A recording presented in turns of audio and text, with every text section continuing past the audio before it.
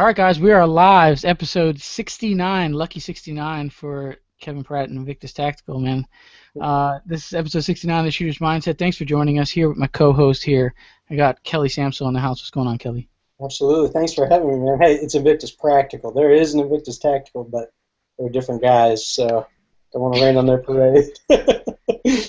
There you go. I actually went to Kelly, and Kevin just jumped right in there, man. You just jumped right in there and took Kelly's like introduction spotlight, man. But we're gonna give you a pass on that. So screw it. I mean, Kevin's first up next. CEO of Invictus Practical, Kevin Pratt's in the house. Thanks for joining us, Kevin. What's going on? Hey, thanks for having me. Sorry for jumping in on you there. Why don't we go to Kelly next? Yeah, we'll get it. We'll get it worked out. I think. Whatever. I make mistakes all the time, so no big deal. But Kelly Samsel's up in the house. What's going on, Kelly? Nothing. I'm good. Nothing like a swift punch to the heart. First off. Kelly, what's the logo on your jersey, by the way, today? Not falling for that one. Okay, not falling for that. All right. 0-0. There you go. All right. My other co-host is in the house, Schwell11. Schwell, what's going on, Schwell? Hey, not much. Great to be here. Thanks for joining us, Kevin. Hey, Kelly. Hey. I think the pre-chat went awfully well. I think we kind of got off to really joking, so we're kind of joking here in the beginning a lot here.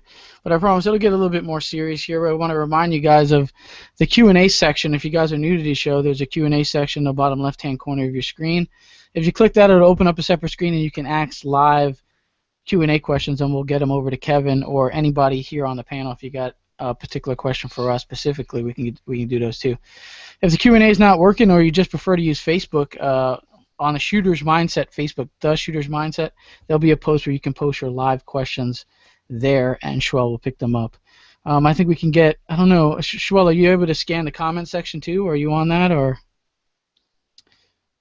All right, so the comment section below this video, you can also put in your questions, but Q&A and Facebook works the best, so FYI, if we don't get your question, don't be mad at me.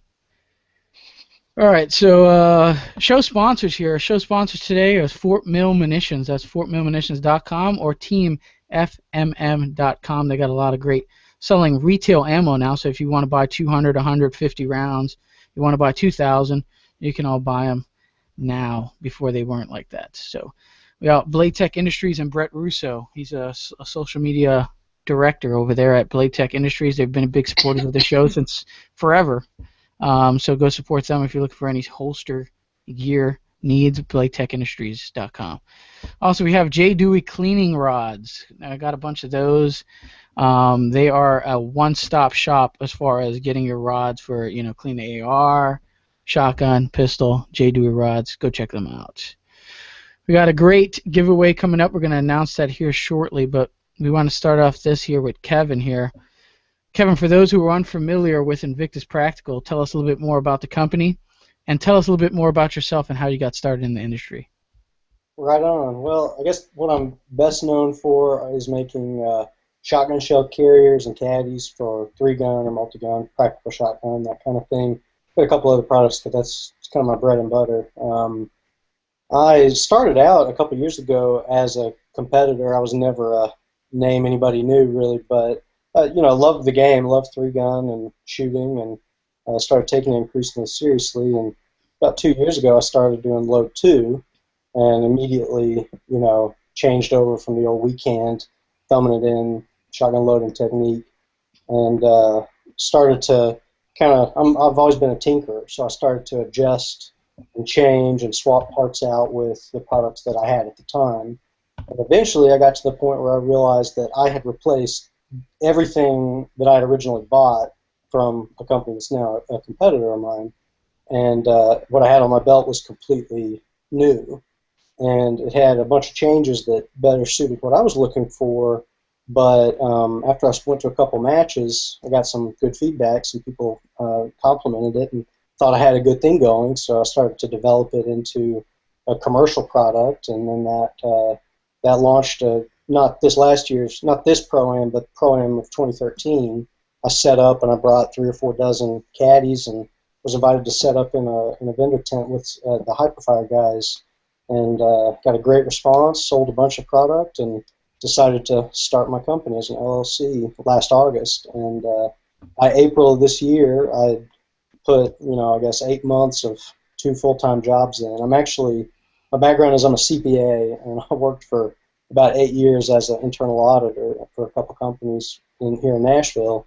And I spent 8 months doing 2 full-time jobs, getting Invictus Practical up and running. And by April of this year, it was taking off. So I retired and run the company now. So it's pretty exciting. It's great doing my own thing, and I love this game, and thrilled that so many people are so happy with what I have to offer. Yeah, for sure. It's good to hear that you were a competitor before, because that kind of bring, to me that means a little bit more than a guy just kind of was like a machinist and just kind of played with stuff and kind of thought he knew what competitors actually wanted. But you were out there in the field playing the game. You had some equipment. You thought there could have been some tweaks to improve that equipment. So you kind of did your own thing and found what worked for you, and it kind of blew up to this product that a lot of competitors are really enjoying now in the 3-gun market.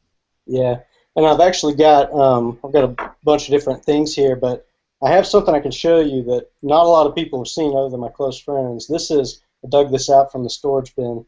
This is my first 100% mine caddy, and this is what everything that my company is now started as. And it was cut from just 1/8-inch flat bar aluminum in my garage on a bandsaw, and drilled holes on a drill press, and started with PVC clips to hold PEX tubing. That's what these are, and I cut them down to the right amount so they held the shells just tight enough, and added a couple features way back at the very, very beginning. I ran this caddy at the CMMG Midwest multi-gun match in 2013, and I ended up finishing 11th or 12th in TAC Optics. It was a good match for me, and this was kind of when it really took off.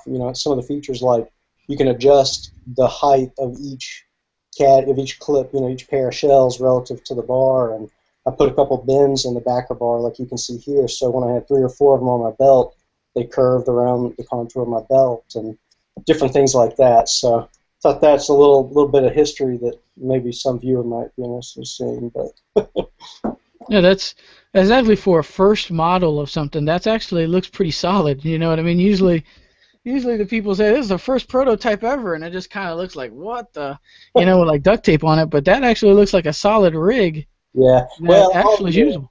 Full disclosure, I'll admit I had cut a couple different of the bars. I'd cut them and worked on figuring out how to radius some of the sharp corners. So it went through a little bit of development, but this is basically the same as the original production, first working prototype. So I like the idea of it being curved too, so it fits on your belt instead of being flat. I like that idea. Yeah, thank you. That's actually a feature that has made its way into the current line of products. I've got a bunch of different families, 3 or 4 different major families of products, but the one that's most similar to this, with dedicated load 2, different bars all together, they join together on just a piece of aluminum. It's now laser cut professionally and hard anodized, and I don't do it in my garage anymore, but I built a couple, I don't know if you can see here, I built a couple of weak spots in all of these coupling bars, and this is the part that attaches to the belt clip, like a Blade Tech Lock or an ELS fork.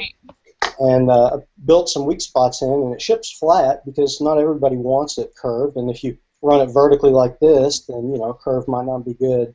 But by putting a couple weak spots in, you can take a flat piece. In fact, I can straighten this one out, and now it's straight again. And it's not really good to work 60-61 T6 aluminum back and forth a lot. It'll eventually break. But you can curve it so that it matches, your personal contour. And that was a big part of the, idea, the whole concept behind all the different adjustment holes and the ability to put a curve, and the fact that all my products are modular is there are no two people who are exactly alike. Everyone's different, and different people have different needs. And this is really apparent in competition shooting, especially, where the size of your hands and the size of your waist and how long your legs are. It makes a big difference from one person to the next. And my goal was, rather than trying to make a one-size-fits-all solution that really never fits anyone that well unless you're the one guy it was designed for, I tried to make something as adjustable as possible so that each individual shooter could set up the product just right for them. And the next guy may not work at all for, but that's okay. They can buy theirs and set it up differently. So that was the idea. Yeah, interesting I stuff like there. it.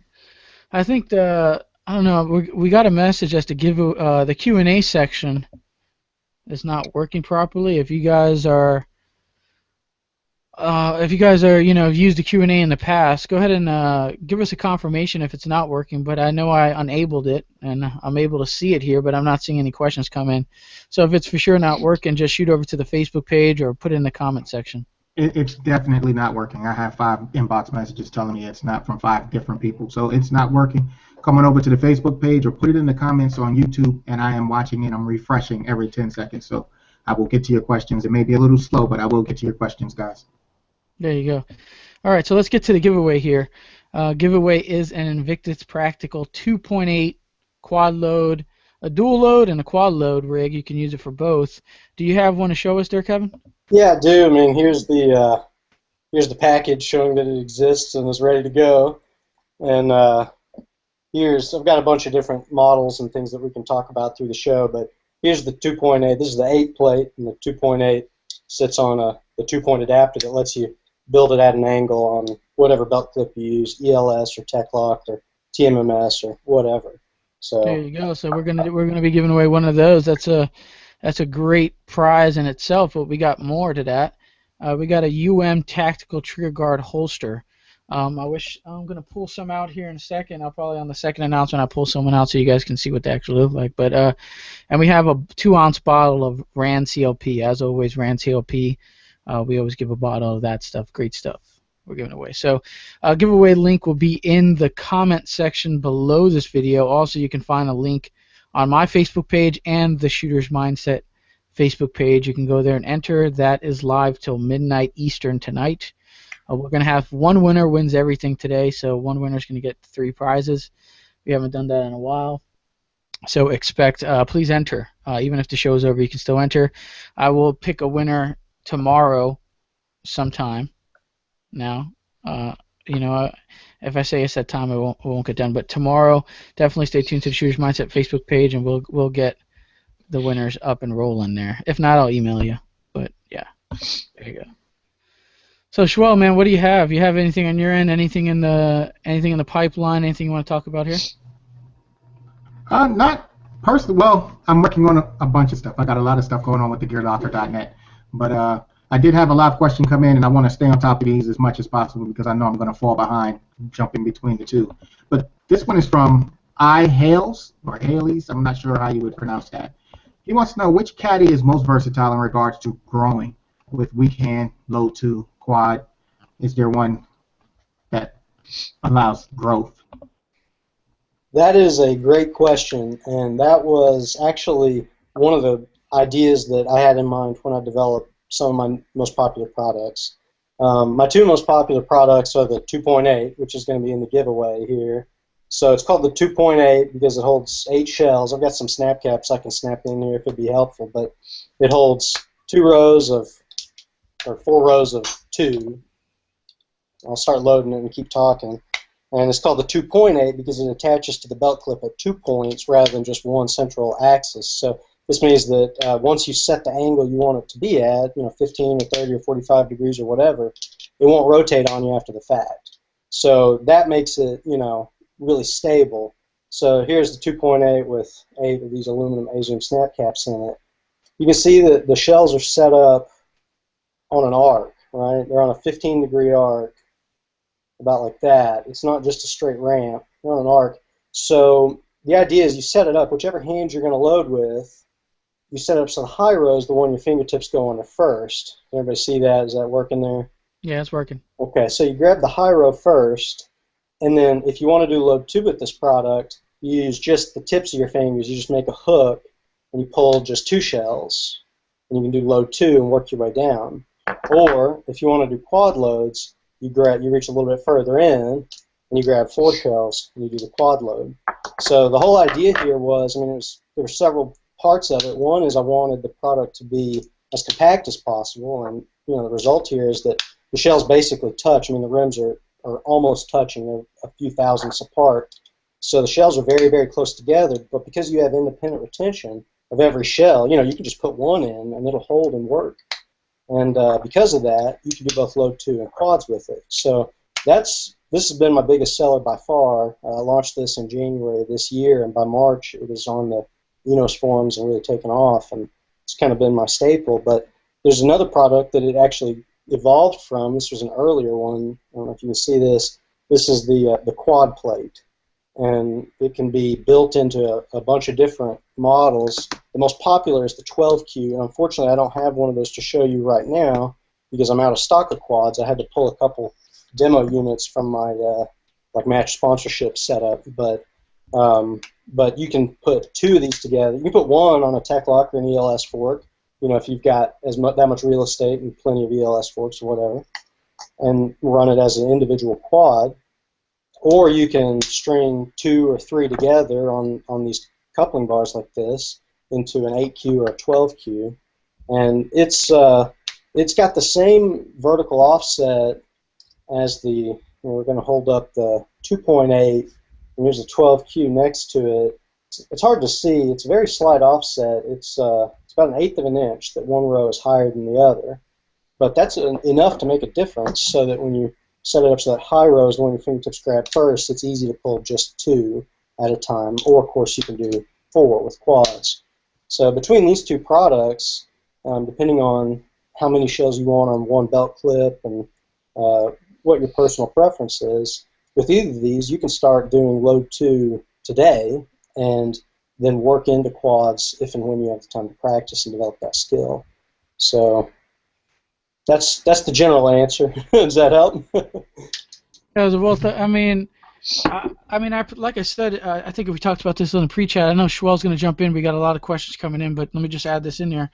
I got a chance to play with the 2.8 of my buddy Eric Leopold in my first 3-gun match. But, it was already set up. It's just kind of like we took it, we slapped a tech lock on it because I didn't even have a full rig. I was able to play with it there, but I didn't even know that that setup was that modular and versatile, that you can bend it, you can slap it, you can put it different angles and degrees. I had, whatever he had it set on, I just slapped it on my belt and went. So, Schwell, what do you have regarding some live questions going in there?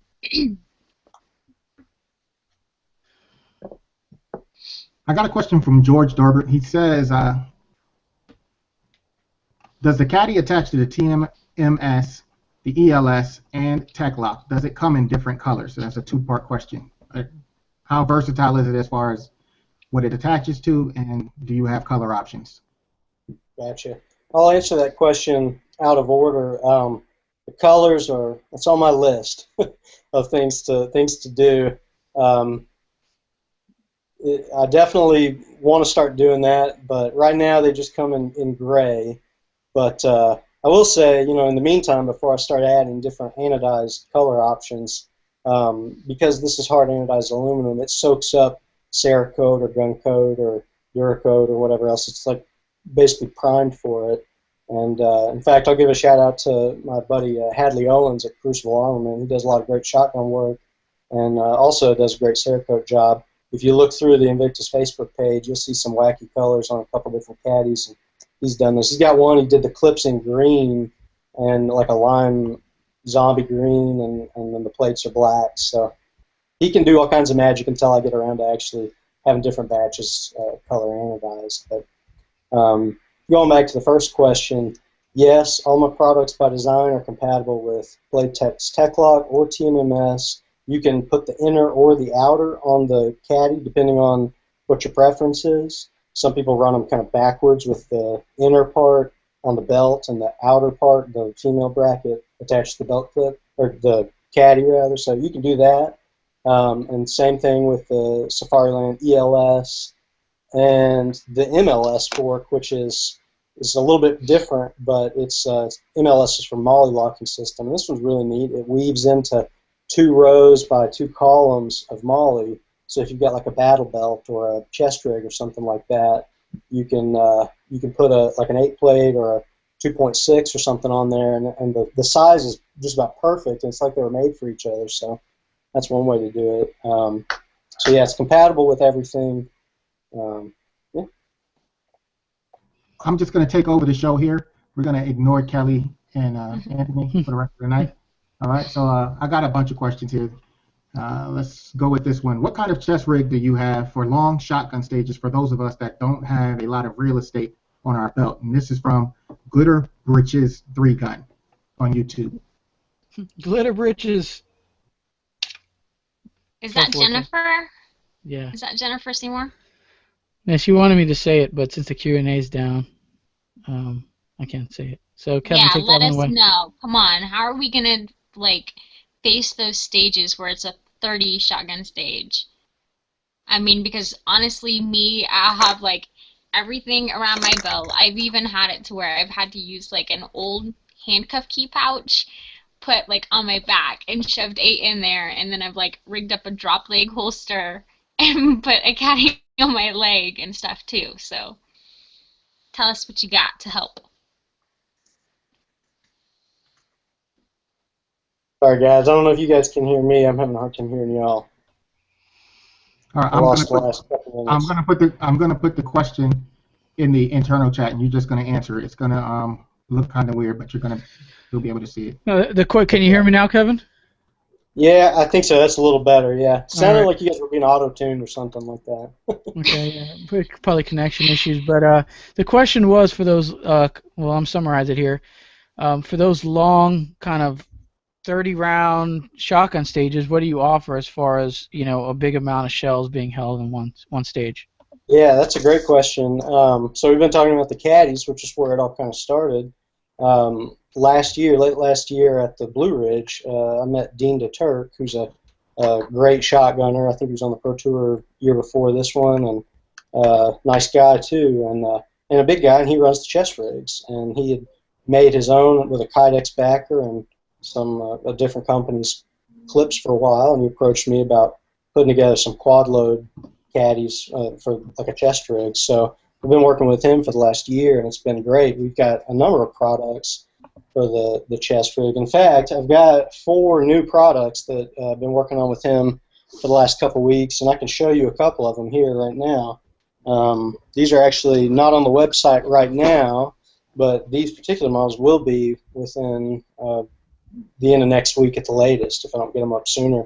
So the first one I'm going to show you, since the question was specifically about people who don't have a ton of real estate on the belt, we actually sell the chest rigs in 2 sizes. This one is called the Turk Vest Light, like lightweight or diet soda or whatever.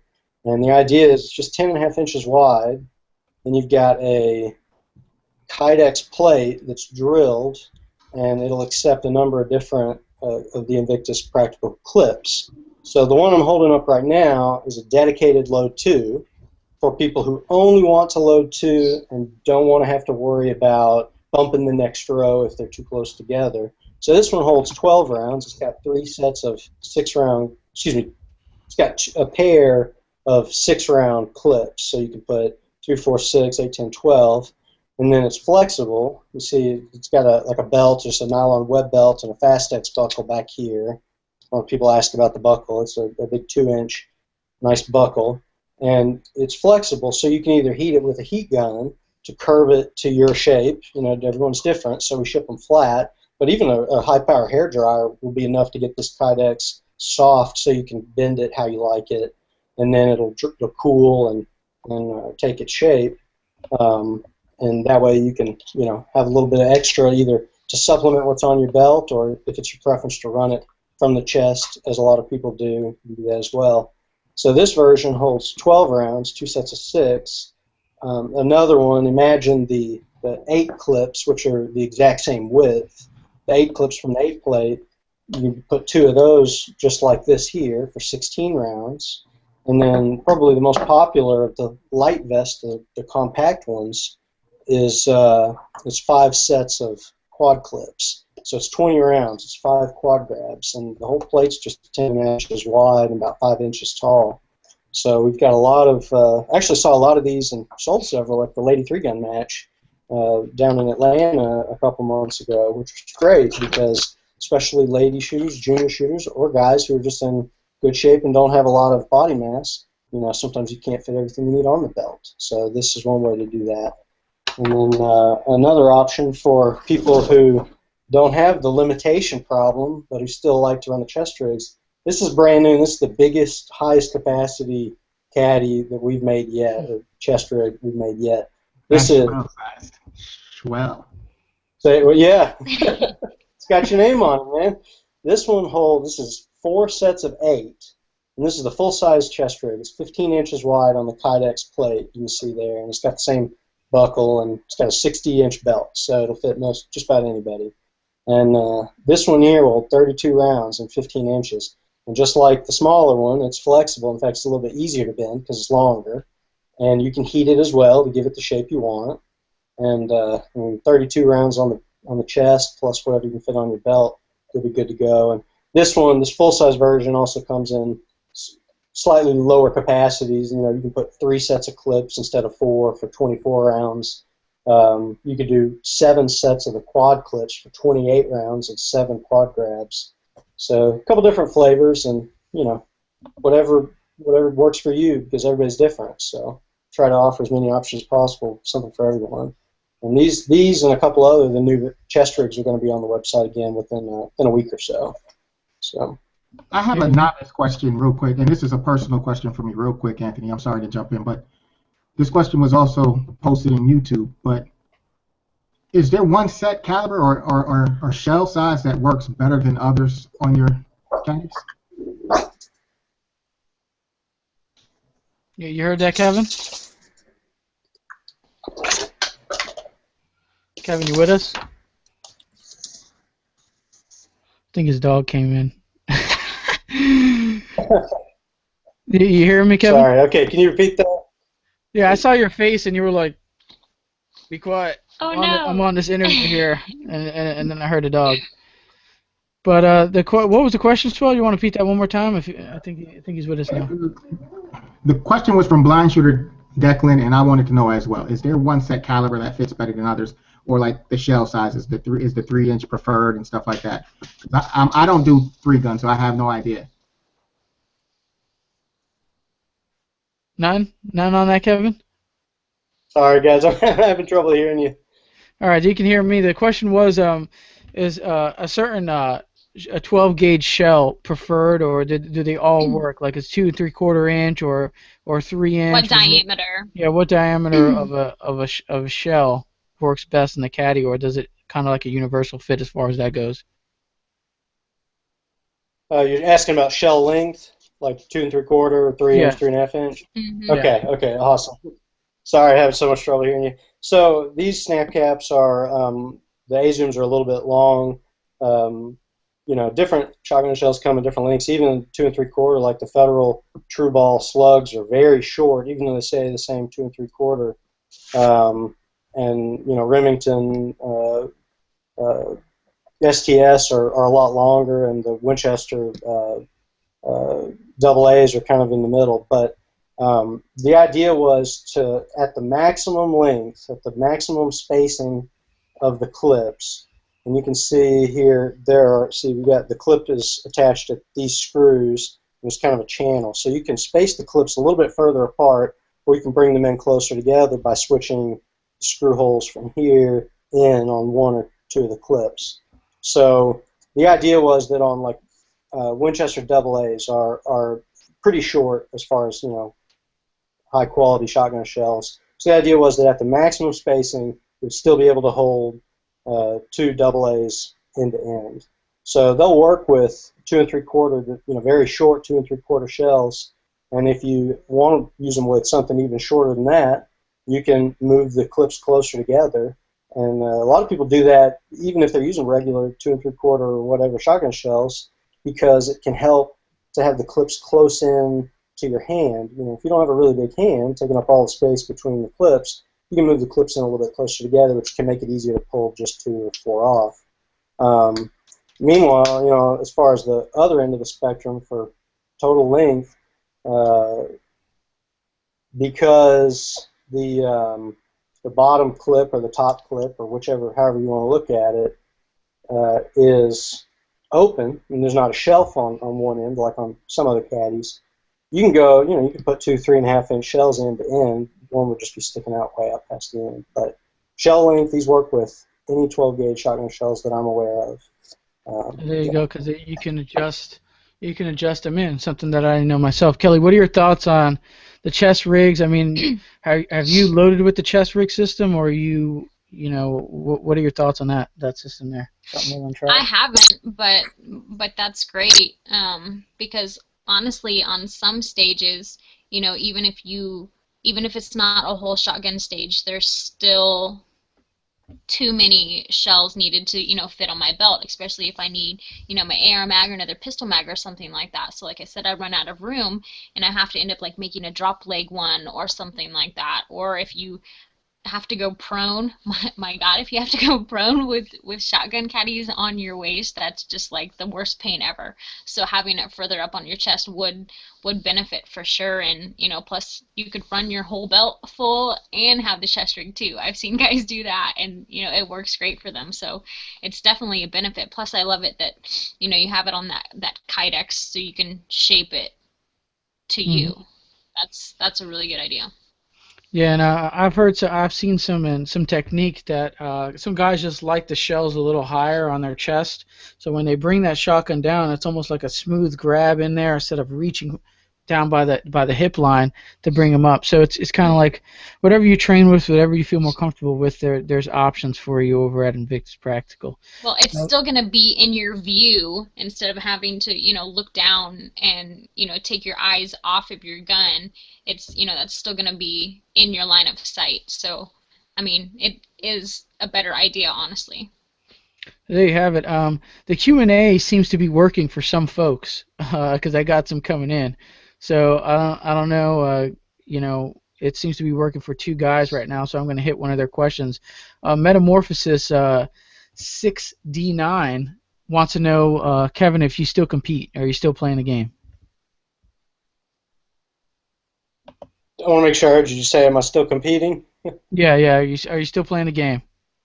Okay. I'll be honest, I've been out of the game for a little while. When I decided I was going to try to make something from my idea last August, I was at the Pro-Am. It was last year was the first year I shot a bunch of majors. Last year I shot 22 club matches and 5 majors, and the last of those was the Pro-Am. And to be honest, I was running back and forth between the bays, trying to do walkthroughs and develop my plan and shoot with my head on straight, and then trying to run back to the tent to sell product and talk about it. And it was a little much, and honestly I didn't have as much fun competing because my head wasn't in it. And so that was kind of the point where I decided, okay, I was going to focus on creating, not just the business but the product line, and then trying to build a foundation to be successful. And so I decided I was going to step back from shooting for a little while. I've started shooting again now, but honestly at this point it's just kind of therapy. I love to go to the local gun club and shoot the pistol plate racks and shoot the shotgun sometimes. So, And did you say at the front that you're in Nashville? Yeah, I'm in Hendersonville, Tennessee. It's just outside Nashville. So. Right. So you're not that far from Rock Castle. So no, I'm actually in a great shooting area. Yeah, I'm about 90 minutes south of Rock Castle, so which is fantastic for a small business. I mean, I say small business. I am the guy. I'm the one guy. I do all the product assembly and I ship all the orders. And if you place an order with me, you'll in one of the boxes. It would probably the one that's on top in this little nook on the tab in the front here. You'll find out there's a business card, and that's me, and that's my cell phone number, and I sign it because I appreciate my customer's business. So anyway, for a small operation, being able to maximize every dollar I spend from a marketing perspective goes a long way, and having one of the greatest venues in the country just an hour and a half up the road is fantastic. So I've been spent a lot of time at matches this year. I sponsored the Benelli shotgun match early this year, and of course sponsored the Pro-Am, and I've traveled a little bit for some other matches. But I'm kind of on the other side of the game right now. There you go. I have one here. When you decided to make the caddy and go into business, did you find it hard to break through initially, or did the product kind of just sell itself? You know, I won't say it sold itself. I mean, I had the luxury that I had a full-time job. I had a good job, good career, and I had a good amount of income from it. And especially when I stopped shooting, I could start investing that income into the product and uh, kind of growing it a little bit at a time by starting with my friends and fellow shooters, and then a lot of the guys here in Tennessee. There were 9 or 10 clubs that I shot at last year, so a lot of those guys I consider friends, and they bought in on some of the early, really small production runs, and and kind of helped me develop the product. At first I had I showed like the dedicated load 2 product like this, and this is what I used first, and then that kind of grew in my garage. I imagined what the perfect quad load caddy would be, and here's the first iteration of that, which nests the shells together and introduces the vertical offset between the 2 rows. And then the problem was, this isn't good enough, really. You can't really sell this other than the people who just want to help you figure it out. So turning that into that, commercializing it and making it something that can be produced at scale was the next step. And along the way, I have the aluminum laser cut locally here in Nashville from a company down the street, and I have the Delaware and shell clips laser cut by a company out in California, actually. And working with the laser is great because you can prototype and you can adjust your designs very cost effectively. It's not like investing $20,000 into a set of injection molds just to find out that nobody likes what you have. And so I was able to adjust things like the amount of tension by how tall the clips are and how far around the clips grab the shells. And the very first batch I did of about 3 dozen units, it wasn't enough. It was just enough at first, but as you started using them, they quickly got loose, and so I was able to adjust the design, update the design, and get the next batch out without going broke in the process. And eventually, I spent, like I said, probably 5 or 6 or 7 months developing the product line, and then I built the website. And by that point, I had several customers, several shooters who were, really happy with what they had, and they started talking about it, online on the forums. And from there on out, things progressed really quickly, and left the office job to do this full time, and haven't looked back. So. Yeah, man, that sounds like a good gig to me, man. Just work, building caddies, send them out, ship them, customer service. I mean, kind of, you're your own boss. You gotta love that. I had a good question here come in. I believe it's from Rican. I didn't get the full name here. It's in the chat here, but wants to know who was the first pro to pick up your caddy and use your caddy. Actually, the first pro shooter. Who was that? The first pro shooter was Tom Carpenter out in Eastern Tennessee. He was the first guy, and this was actually before I made the decision to form my LLC. Kind of got in touch with him through a friend of a friend, Jason Edwards, who shoots out in Eastern Tennessee a lot. Who's he's one of the best shooters I've ever seen. I've lost to him dozens of times and learned something every time. And Jason's kind of at Tom's level, and so Jason put me in touch with him, and he picked the product up. He wasn't on the tour this year for reasons that I think a lot of people weren't on the tour this year, but he's a pro for sure. He's the real deal, and a great guy, and he's been a great supporter and really helped me get the word out there. So he goes all the way back. There you go. We're going to get into the giveaway here. We're at a little bit past the midway part of the show here.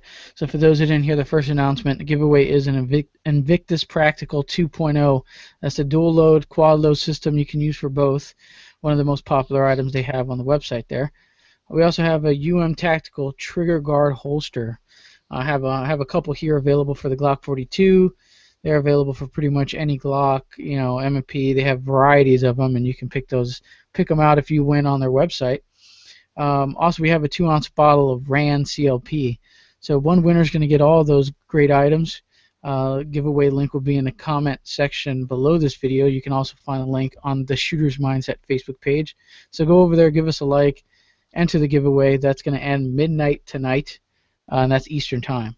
I'll select the winner sometime tomorrow evening, and we'll get stuff right out to you. So there you go. There's your giveaway. And then we can move on here. Might as well, let's just jump into the lightning round. I think we can do that. I know we got a lot of questions coming in here. We're going to try to hit those. I mean, I only hit 2 off of my list, so a lot of live questions coming in. So we appreciate those. Lightning round this is quick answers, Kevin. If you're not familiar with the lightning round, one or the other type of deal. Dropping deuces or tossing quads. I mean, this is pretty much kind of an easy answer for most guys. But what do you prefer doing? For me, it's dropping deuces. Yeah. Really? I figured it'd be the quads because there seems to be like the new jive going on. I'll be honest with you. In my humble opinion, I made the perfect product to quad load from, and then I got so sucked into the business, I'm still dropping deuces. There you go. So dropping deuces wins this one by surprise. No time to practice. Yeah. There you go. 9mm or 45. If you can only compete with one, shoot one, carry one. What are you going with? 9 all the way. No I agree with that. It's the 21st century, so. There you go. Dang, Schwell was showing the 1911 in the pre-chat here that he carried. And I don't know, man. Schwell, what do you have to say about that, man? The 45, one-shot, the big bullet. What's going on with that? I change guns like I change my shoes every day. It depends on my mood. I'm not very consistent. I can shoot them. I'm just not consistent. Yeah, Schwell has a couple of 9mm, but I don't. Man, that and it's Springfield on top of that, man. The lightning round's getting too long. But let's see, lightning round. Bruce Lee versus Chuck Norris. It seems to be the infamous question here in the lightning round. Who wins that fight in their prime? All right, Chuck Norris, no question, hands down. Really, hands down. The 1-inch punch, not convincing, huh? Yeah. Well, hey, Chuck Norris doesn't ever stub his toe. He accidentally destroys sidewalks, door frames, and chairs. So. There you go. Yeah, we'll take it. I can't say I agree though. In-N-Out Burger or Five Guys. You said you're on the East Coast, so I don't know if you had a chance to try In-N-Out Burger, but have you? In-N-Out Burger's delicious. Is it really? Yeah, I agree there. I mean, I eat Five Guys kind of regularly down here, but In-N-Out Burger, man, it was memorable. The one. I think it was twice that I eaten it, so pretty memorable stuff. So I'm saying In-N-Out as well. I'm kind of into this stuff. I usually prefer an energy drink over coffee, but Red Bull or Monster Energy, which one are you going with? How about NOS? Secret third option. Really? That's I don't know, man. That's kind of old school energy drink. I don't know. It's like an orange soda. It's good. It's like. Yeah, it's all right. It's all right. Pepsi or Coke? Simple question here. Diet Coke. Oh man, you're killing me. Who's with it? If I do diet, I do Coke Zero. There's two different. Yes. There's two different. It's totally two different ball games. Diet Coke and the Coke Zero. If you guys gotta try the Coke Zero. All right. Direct impingement or piston ARs. Which one do you prefer to shoot?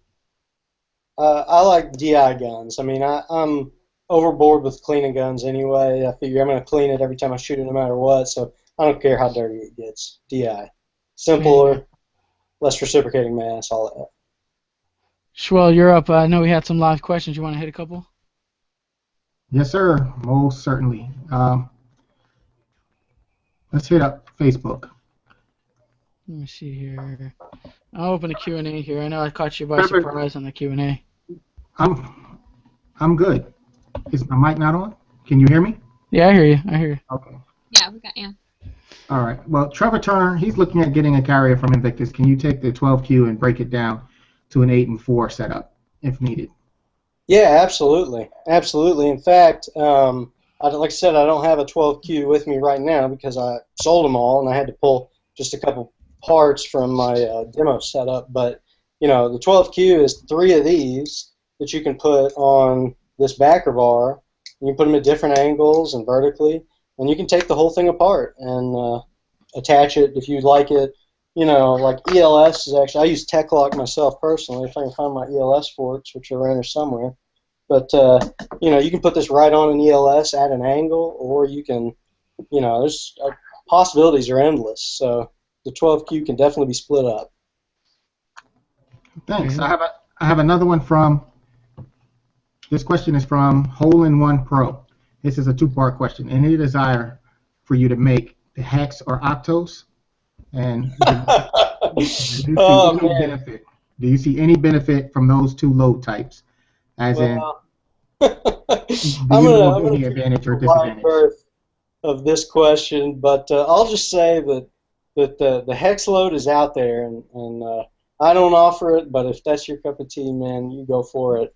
And I wish you the best, but I don't think so. What is the octo load? I don't even what I don't even want to make myself feel dumb. But what would I didn't even know that one was out. I heard Well, of the hex load. they usually call it the ocho, actually, and that's when you put two shells on top of two shells, or four shells on top of four. It's hard for me to hold all this and show it to you, but it's 8 rounds stacked all up like this. Because it's impossible. Nobody can hold 8 shells. It's just not going to Yeah, happen. yeah, it is impossible. It's a unicorn, and I'm not making one. There you have it on that. Yeah. I had a oh man, I lost a question. There was a question from Gino. That I think it was what got you into competitive shooting. Were you hunting? What kind of got you into competitive shooting at first? Yeah, not really. I mean, I wasn't raised, my family wasn't anti-gun. I'm from Fort Worth, Texas area, so obviously, conservative folks, but they just weren't big shooters or big gun people. But I mean, I'm a guy who, when I was a kid, what was it? It was Nerf guns, and I had enough to arm the whole neighborhood, and we had big wars, and then it was super soakers, and then it was laser tag guns in college, and we'd run around campus at night. We had a 32-man laser tag match one night. It lasted 4 hours, and so I guess then when I turned 21, it was a handgun, and then when I got the money, it was the rifle. And once I had all the kit, I'd always just thought, I always believe in preparedness, and guns are cool. I mean, who doesn't think guns are cool?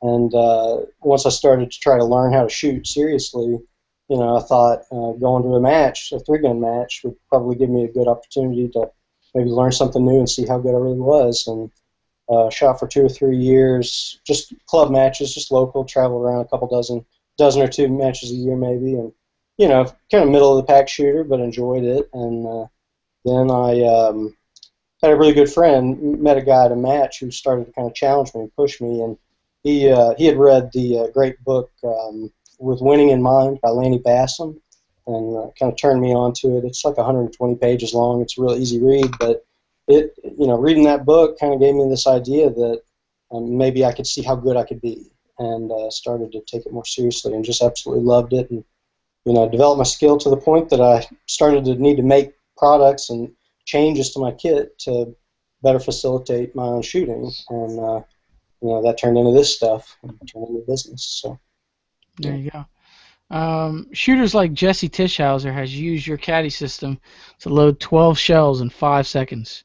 What do you think gives your caddy, the Invictus Practical System, a design edge over the rest? Yeah, there are a couple unique things. I mean, obviously, I'm not the first guy to make a quad load product. There's a lot of other great companies out there that offer shotgun shell carriers, load 2 and quads, and so forth. And if one of those works for you, then that's great. I was at the point in my own personal shooting career where I was looking for some combination of features that I couldn't find from any other product on the market. It was early last year, and so I started to work out what I wanted it to be. And I'll pick back up this ancient original prototype. I had a couple of design criteria points in mind. One was each shell had to be independently retained so that you could load 2 or quad load, and you didn't have to pull all 4 at once, or else the others would go flying. The other criteria was the shells had to be as close together as possible. Ideally with the rims touching, or if I couldn't make it that close, then absolutely as close as possible, so that people with smaller hands, and I don't have huge hands myself, could get their fingers all the way under and get a good grab, which is so critical, especially for the quad load. Other features that I added were the vertical offset in the two shell rows, which started out just kind of almost as an accident. I mean, these are the pieces. This is where it all came from. I don't know if you can see this. I'll hold them up as close as I can, maybe from my black shirt here. I found that if I cut a little notch or key out of the clip in one corner, you can kind of see it there, I think.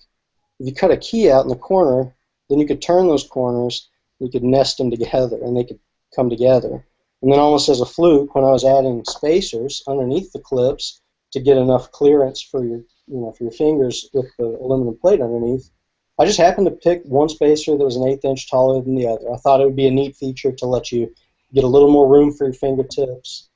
And what it turned into was something really unique and really original. I mean, at the time, nobody else had done that particular vertical offset in the shells. And since there have been some other ones come out, but that was where it started, and then that kind of grew into the 4 pairs, 8 shells altogether, which is just kind of a larger version of the quad plate. And the result is that when you grab, like on the 8 plate here, when you grab these 2 shells, they're on a plane that sits, let's say, like this. And then when you come down for these 2 shells, they're at a different plane because they're on an arc. So the 2 points make different planes. So that means you can put a lot of stuff on a small belt for people for whom that's a priority, and grab these shells, and the other ones are way down out of your way. So that means you can be consistent, go to the same spot on your belt without having to work your way all the way around the belt with a lot of space in between every set of shells. Those are a couple of things. I mean, obviously the aluminum backer plates is very, very rigid. I didn't want anything to flex. I wanted to be able to really yank at it.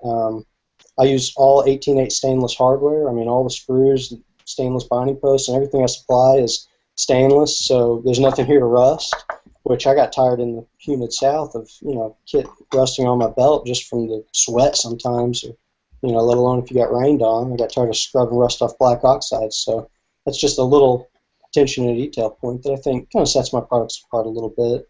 And then probably the last thing I'll mention is kind of a long answer to a short question, but it's all the adjustment. You can adjust spacing between the 2 sets of clips. You can adjust how high or low it sits on your belt, angles, and anything you can imagine.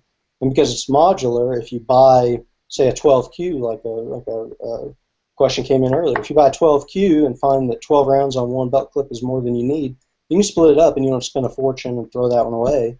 Split it up and turn it into what you really want it to be. So, those are just a couple different things that make mine a little bit different from some of the other good products out there.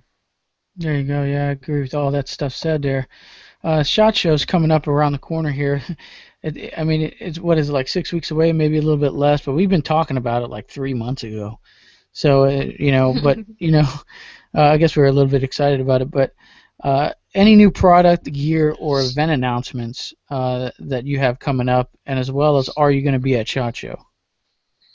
Yeah, so SHOT Show, I'm probably not going to make it to this year. I mean, again, I still haven't made it through my first full, real busy year, you can say. I mean, the season's slowing down now that it's getting cold, and even though I started my company in August of last year, it'll be basically this next spring before I've made it through a full year and kind of know what the cycle's like. So, kind of trying to spend a little bit more time with the family when I've got a little bit more time between product assembly, shipping orders, and stuff. So, SHOT Show's probably not going to happen for me this year, although I hear it's a blast, and maybe next year. But new product announcements. But you have NRA show.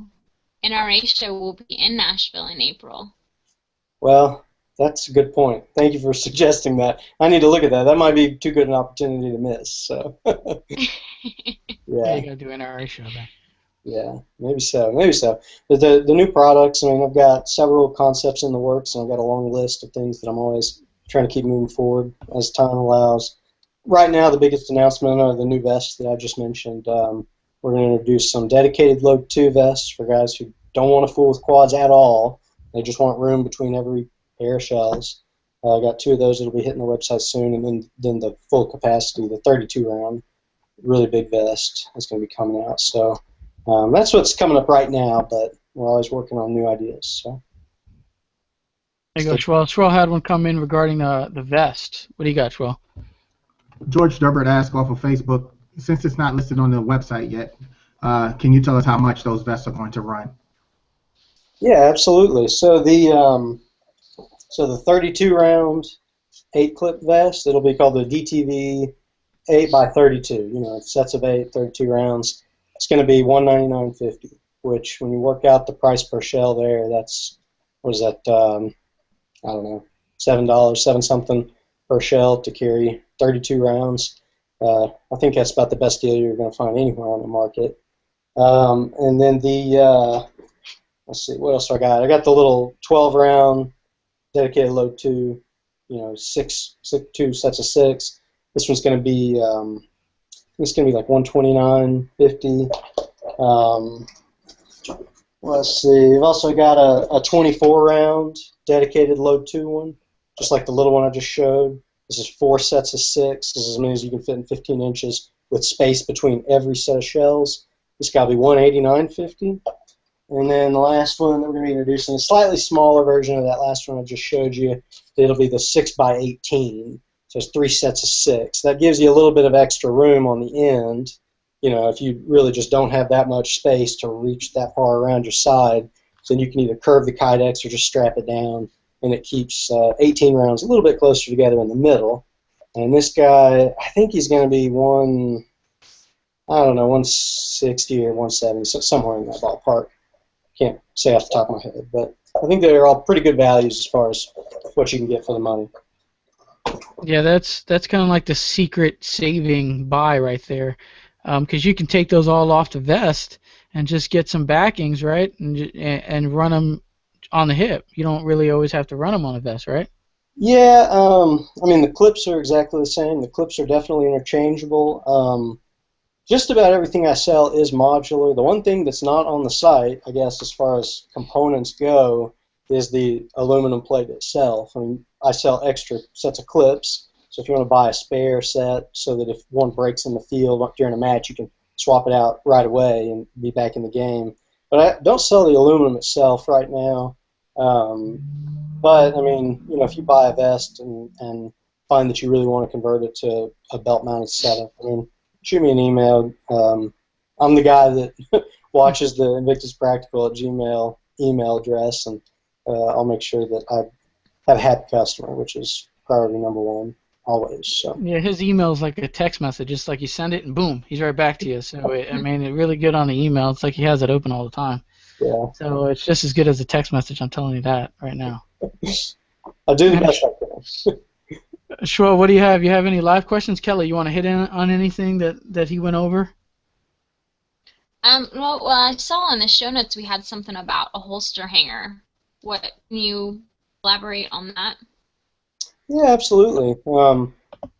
This product was in development for a long time before it finally became the current production version that it is now. I'm holding up 2 of them. I'll kind of hold them out here so you can maybe see it a little better, hopefully there. There's a long version and a short version. They're hard anodized in black. They're not the gray. Everybody said they wanted black, so black's what it is until I introduced colors. And they're hard anodized 6061 T6 aluminum that have a couple bends in it. This is the short version. You can see I give it a little bend to kick it out a little bit. And the long version, I can bend a little bit more, kick it out a little bit further. Try to keep it.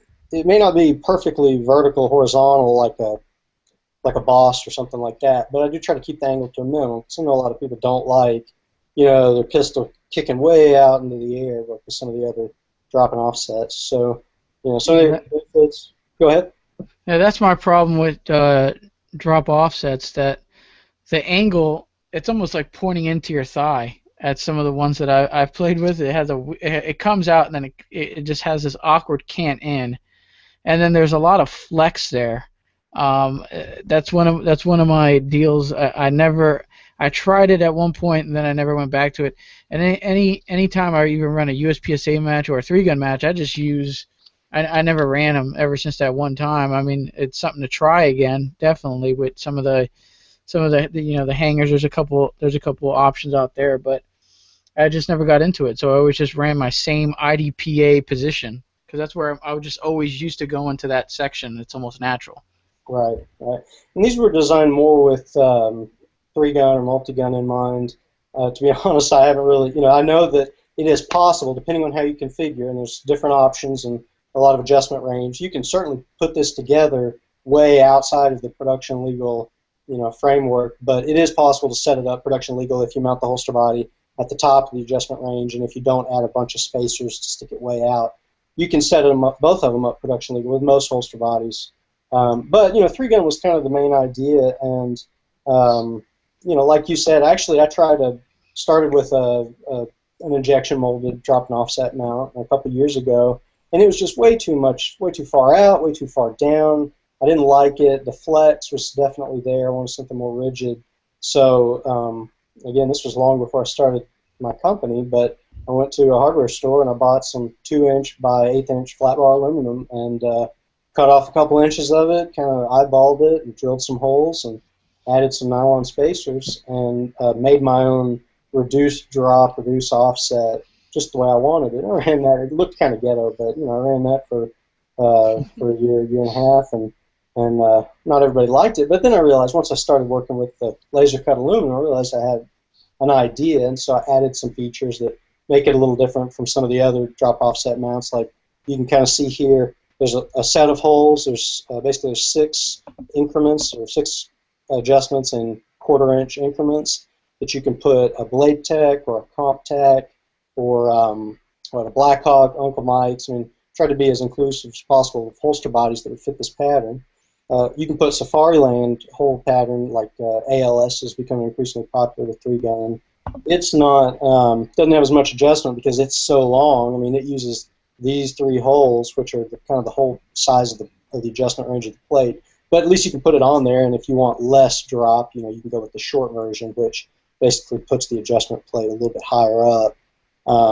I've got this is kind of my personal holster here on the left. You see it's kind of a backwards holster, but I run, I got a Blade Tech lock, and this is a short hanger mounted to the top of the Tech lock. You could mount it to the middle and then to the bottom set of holes if you wanted. And then I've got it set up so the holster body, I'll try to angle it there, holster body here is mounted flush to the plate, although it also, there's a version of the holster hanger for a few dollars more that includes some nylon standoffs that let you add either a 1/4 or a 1/2 inch of additional offset if you really want to kick it way out. And then, this is the 3rd set of holes from the top. So, this is about halfway down the short version. And if you'd like it to run really low, like a gunslinger, the long version, you can get way, way down there, further than I would ever want to do it. But again, everybody's different, so I'm not going to try to tell somebody else what works for them just because it doesn't work for me. So, those are a couple things that make it a little different. Yeah, and FYI, and even in the ladies are able to use that in IDPA. They're able to use a drop and offset mount. The guys are not. What's the rules behind it? I don't know. But I've seen the ladies getting away with that. So it's obviously legal. So you can use that if you're a lady. You can go ahead and grab a holster hanger and rock it that way. So there you have it. I know Schwell, you had. I definitely wasn't comfortable with mine. Like I have a Comtac holster right now that I'm running, and the one that comes with theirs, it definitely has too much flex for me for sure. It's not. I went back to the belt one. I mean, I put it on once and tried it, just not even in live fire, just in practice, and it was just too much flex for sure. So that looks really good. Yeah. Kevin, I just wanted to jump in. This is something that doesn't happen very often during the show, but you had quite a few comments, not questions, but comments come in talking about your customer service, your attention to detail, the fact that they can email you and expect an answer from you 24 hours a day. And there was one thing that was mentioned by quite a few people. You sign every card that goes out with the caddy, I guess an inspection card? I do. No, it's, I mean... It's a John Hancock, man. It's an autograph from the man.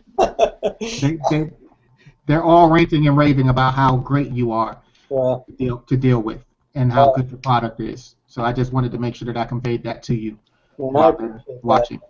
I appreciate that. The truth is, I would not be here. I would not be able to do this. I would not have my own company if it weren't for my customers. And I appreciate that folks are willing to give me a try. And if they're going to trust me with their hard-earned dollars, I want to make sure I always do everything I can to earn it. And That means, if that means a little bit of extra personal attention, my card with how to reach me. I can't always answer the phone, but if I get a message, I always return it, and just want to make sure that my customers are as happy doing business with me as I am with them. So, love you guys. There you go. Well said there, Kushwell. You don't have any more live? Negative. Nothing right All now. right. All right, here. We hit on customer service there, but what is the warranty of your products here? I mean, I don't know. What if it does snap or it does break by some miracle? What is your warranty, and is there any recommended maintenance involved? Yeah. Maintenance, I mean, just make sure the screws are tight. If the screws are tight, you should be good to go. I don't usually recommend putting a bunch of Loctite on, because if you ever want to reconfigure it, you may find that the top post spins with the screw. But, since it's all 18A stainless, you can put a good amount of torque on there, tighten everything down, keep it tight. The warranty is about as simple as I could make it. It is, I'm trying to make the best product I possibly can. And, I know how hard I work for my money. I assume my customers work at least as hard for theirs, and I don't want to take it for anything less than them being happy. And if they have a product that has some problem with it, something that I missed when I packed it up, when I assembled it, and again, I mean, right now, for the last year, I have assembled all of the 3,000 or 4,000 caddies out there, and, definitely turned some screws. But, if I miss something or if I overlook something, I most of all, I want to make it right as quickly as possible. So that means just let me know. Reach out to me. Give me a call. Give me an email. I will take care of you. Throughout the last year, I've replaced some broken clips. Usually it's from maybe going prone on the clips. I'll say that when the shells are installed into the caddies, they kind of protect the clips and kind of reinforce the clips underneath. And it's almost always very, very safe to go prone on a caddy loaded with shells. But I don't really recommend going prone on it, because, I mean, Delrin is a super tough, high-speed polymer. I don't use it because it's cheap. I mean, or because it's easy to find somebody who can laser cut it. It's been very difficult. But it's the most premium material that I can find. At the end of the day, though, this is a 1/10 of an inch wide and a 1/4 inch thick. So, it's not really a load-bearing device. So I don't recommend going prone on them. But I don't ask customers to explain or justify. All I need, if you ever break a clip, if you drop it, step on it, break it, whatever, all that I ask is you just send me a picture so I know exactly which piece to send you, because there's 4 different pieces of Delrin on each caddy, and they're not quite interchangeable. They're very similar, but I want to make sure I send you the right part to get your unit working just like it was. And beyond that, I mean, just let me take care of you, and be happy to help however I can.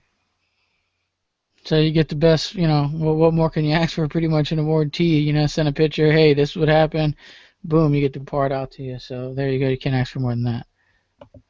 What do I have here? All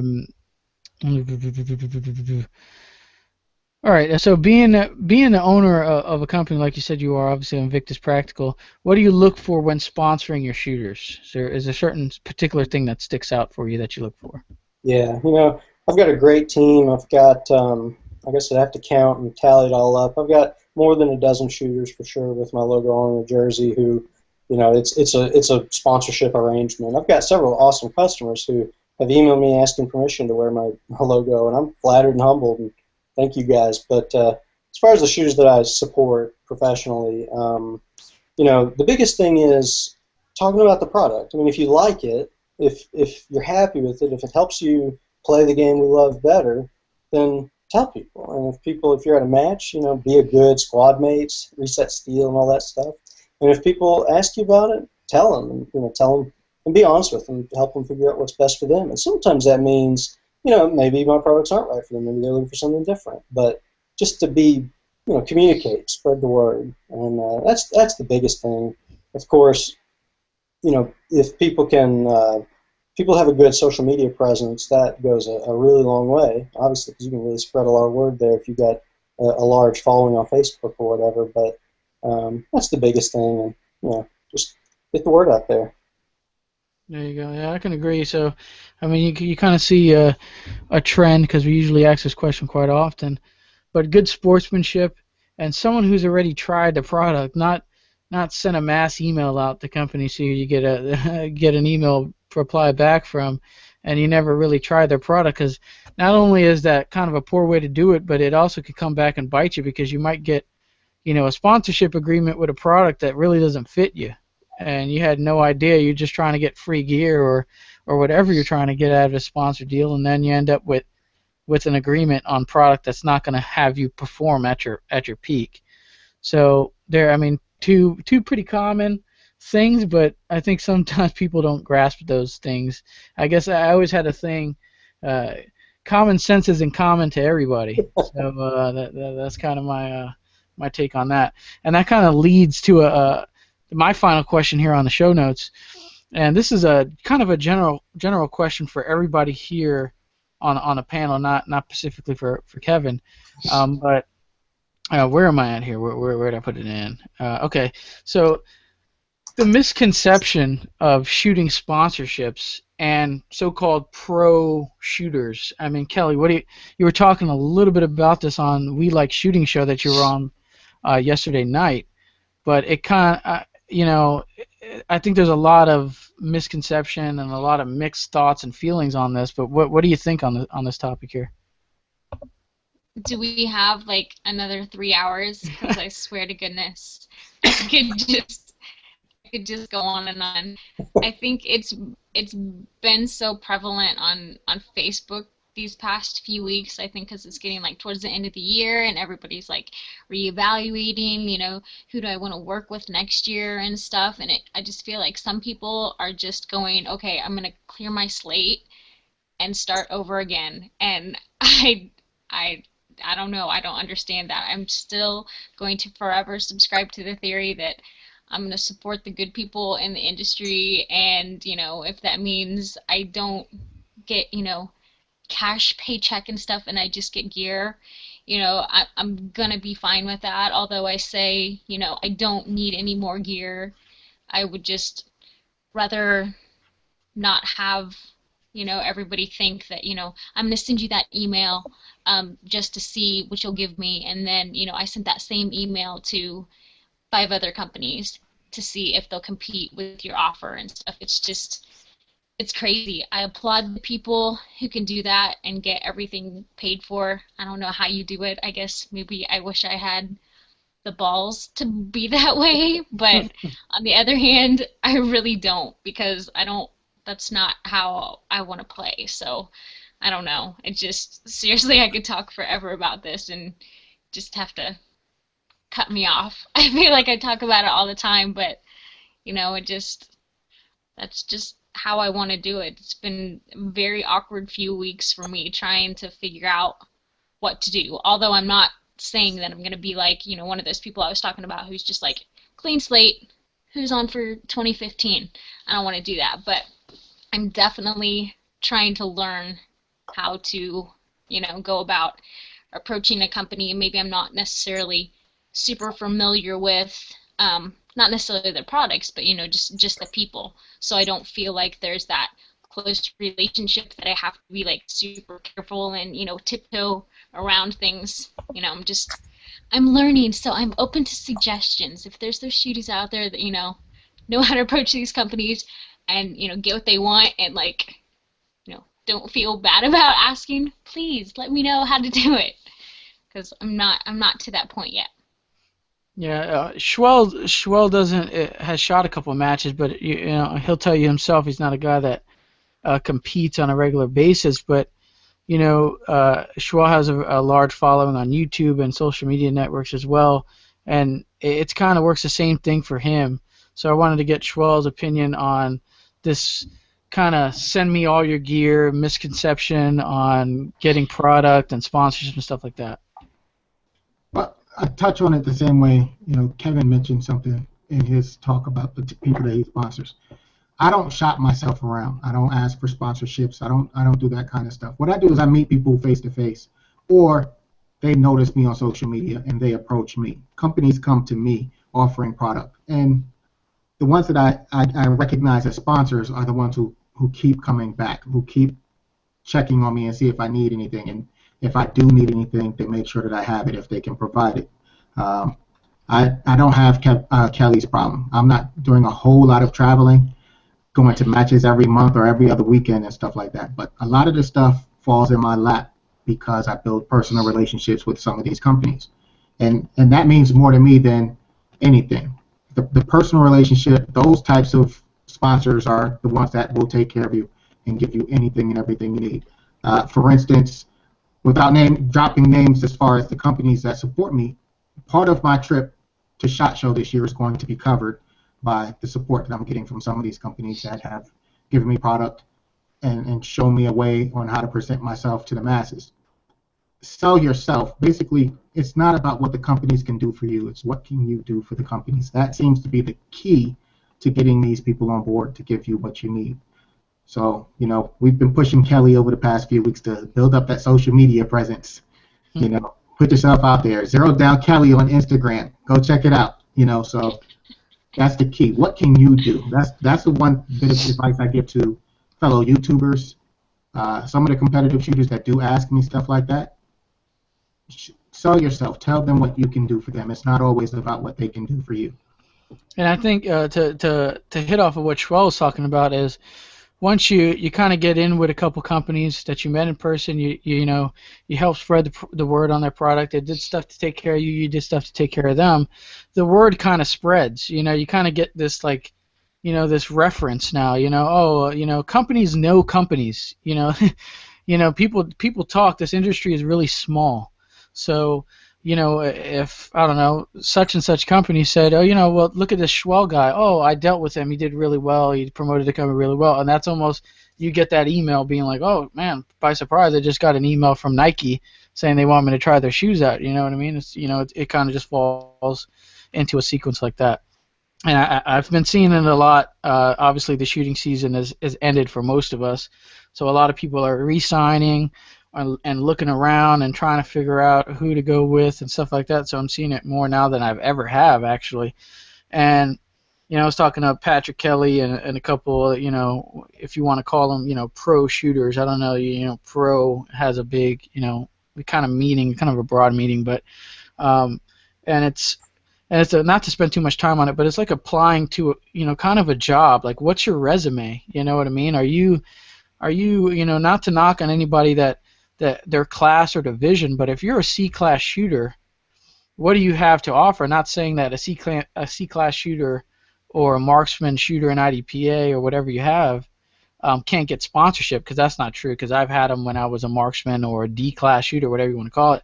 But what do you have on your resume to prove that you are not only in the game to play it and keep playing it, and sport that logo on your jersey and do stuff for the company? What do you have? Are you just one of those guys shopping around looking to get free stuff because you're broke and you really can't afford to get in the game the way you want it, type of deal? So that's my advice here. I think we spent a lot of time on this. I think we all hit some good points there on that stuff. But I want to say on your note too, I really don't think from these past guests that we've had on the show that necessarily that ability or where you place in the classes is really high on their scale of what matters. Yes, it's good, but it's those and I don't even want to say, this is going to sound terrible, lower division, lower class shooters or whatever, they're the ones at those matches like every week and stuff, and trying to improve and stuff, and they're the ones that the people are going to notice that are there all the time, practicing. So I just don't even think that necessarily ability is so high up on the scale of what these companies are looking for. It's going to be approachability. Social media is obviously super hot right now. It's going to be those other small things rather than ability, although it does look very nice whenever you can put your pictures out on social media with that person's logo on on your shirt and you're holding your plaque or your medal or whatever. That does look awesome, but I just don't want everybody to think that that's necessarily high up on everybody's list, because obviously I wouldn't have some of the sponsors I did if it was just for ability. Honest. Yeah, Gotta Kelly, admit, I couldn't agree with you more. I mean, from kind of the other side of the table, and I'm a probably a relatively unique case. I don't know how many other shooting sport industry companies, are run by one guy. I don't know if it's a common thing or not. Maybe maybe I'm the only one, but I kind of don't think so. And I can tell you that, for a small company, small operation like me, I feel this need to make sure I always get as much value as I can out of the dollars I spend. Otherwise, I go out of business, and then nobody gets the caddies anymore. So it's got to be. I got to make sure that if I'm going to support someone, I'm going to get a good return on my investment. And you're absolutely right. I mean, it's great to know that I've got a top whatever number, top level shooter, one of the very best pros in the world. The people who have that credential on their resume that they're in magazines and everybody knows their name and sees their picture. That's great, but it's not the only thing. I mean, being able to talk to people, being able to represent the brand well is, it's at the end of the day, making a sponsorship decision is a business decision, and asking for a sponsorship is just like submitting a resume for any other job. You've got to show that you've got lots to bring to the table and not just a bare minimum. You've got to be able to really sell me. And I love the shooters that I support. And honestly, I wish I could support more. I wish I could put an Invictus product in the hands of everybody who asks for one. Unfortunately, just it's not the economics of it, but being able to show you've got a great Facebook presence and you take good pictures showing the products and you post them to your Instagram account. That counts. Carries a lot of weight. Yeah, I think the one word. I mean, I'm getting text message here. Hey Barney, big balls, you're getting off topic. Those are text messages that are coming in from buddy shooters of mine. So I think we'll end it there. But a couple word advice is build your social media network. Seriously, I mean, but it's easy. It's easier said than done. So I mean, it goes. There's a lot of time invested in getting a lot of followers here, getting a lot of subscribers here, and such and such. So. It's a lot of work for me just to remember the logins and passwords to all these things. I'm serious. I had no idea like Pinterest was for anything other than like crafting and stuff. I had no idea. I'm trying, but it's really difficult. And seriously. Go follow Schwell on Pinterest, by the way. He has There one. are guns on Pinterest. Who knew? I mean, I thought it was like for how to knit scarves and what to eat for supper. I have no idea. Yeah. I think we can call this topic here, but we're pretty much to the end of the show here. I mean, I don't have anything left, Kevin, unless you have something that we didn't hit that you want to talk about right now. No, I don't think so. I appreciate your time and having me on, and if there's any other questions, I'll be happy to answer anything I can. But yeah, Schwell, last minute on live stuff. Do you have anything you want to throw in there? Yeah, I got one question from Hole in One Pro on YouTube. He said he knows that you've talked about the stuff that you have coming out, but do you have anything in the works right now that you're developing? Are you stepping away from the caddies and the offsets? Is there plans to add more to what Invictus Practical brings to the game? That's a tricky question because I don't want to make any promises too early or too soon. But there is more in the works. There's more in the works, and there are ideas that I've been moving forward a little bit at a time for a long time. So stay tuned. Keep watching. You'll see more stuff come out from me. It won't just be the caddies. But that's all I can say right now. Sorry. There you go. You got any more? If not, we can run it down here. I'm good. I am good, brother. All right, here. I think this is going to take us down to the shout-outs portion of the show. I guess we can start off with Kelly. Kelly, what do you have as far as shout-outs? I feel weird. Dustin's not here with like the NASCAR jersey. I feel like this is going to go quick. Yeah, Dustin's been missing a couple, but he'll be back for sure. I know a lot of the ladies missed the Dustin. Right. Right. Right. Okay. Okay. Voodoo Tactical, Frog Lube, Landtac USA, XRL by RCI, which I'm really excited, because we're talking about SHOT Show. I always ride out there with those guys, so it's going to be like 24 hours in a truck watching Big Bang Theory, as always.